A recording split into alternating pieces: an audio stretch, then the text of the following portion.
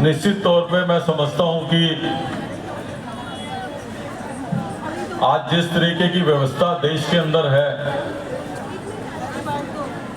उसको लेके हमारी महिला कांग्रेस ने आज संसद के घेराव का ये प्रोग्राम रखा है और मैं समझता हूं कि लोकतंत्र के अंदर हमारा सबसे बड़ा हथियार भी यही है और कांग्रेस की लड़ाई लड़ने का तरीका भी वर्षों से यही है। आज दिल्ली का ये धरना इसलिए भी महत्वपूर्ण है कि हम देश की राजधानी में जहां संसद है, हम उस संसद के नजदीक उसके प्रांगण में एक तरीके से बैठे हुए हैं और दुख और चिंता का विषय यह है कि जो लोग मध्य प्रदेश राजस्थान जीतने के बाद बहनों की वोट का आभार जता रहे हैं कि बहनों ने हमारी सरकार को बचा दिया, हमको बचा दिया, हमको जिता दिया। आज दिल्ली में उनकी जीत के बाद एनसीआरबी का डाटा है, नेशनल क्राइम रिसर्च ब्यूरो का डाटा, जो खुद इनकी सरकार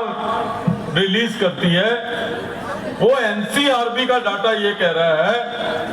कि दिल्ली क्राइम अगेंस्ट वुमेन में देश के अंदर पहले नंबर पे है। जो लोग महिलाओं का धन्यवाद करने में नहीं थक रहे, जो बहनों का धन्यवाद करने में नहीं थक रहे, वो बहनों को ये तोहफा दे रहे, क्योंकि दिल्ली की स्थिति के लिए अगर कोई सीधे रूप से जिम्मेवार है तो वो देश के प्रधानमंत्री और गृह मंत्री है, क्योंकि दिल्ली का लॉ एंड ऑर्डर सीधे से सीधे जो है वो केंद्र सरकार के अधीन आता है। और मैं ये इल्जाम सरकार पे इसलिए लगा रहा हूं, मैं अपने पुलिस कर्मियों पे दिल्ली के नहीं लगा रहा हूं, इसलिए नहीं लगा रहा हूं कि केंद्र में बैठी हुई ये सरकार देश की राजधानी में अगर पूरी व्यवस्था पुलिस की नहीं कर सकती, पुलिस को संसाधन नहीं प्रोवाइड कर सकती, तो ऐसी सरकार बहनों का रक्षक होने के लिए जो है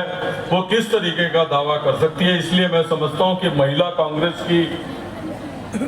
और ज्यादा ड्यूटी बन जाती है कि वो ऐसी सरकार के खिलाफ मुकर होकर आवाज उठाएं।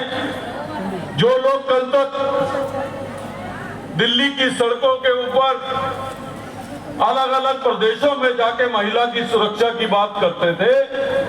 आज एनसीआरबी का ये डाटा आने के बाद उनकी जुबान पे ताले लग गए हैं। और मैं तो सिविल सोसाइटी के उन लोगों से भी ढूंढ रहा हूं जो बात पे मोमबत्ती लेके निकल जाया करते थे।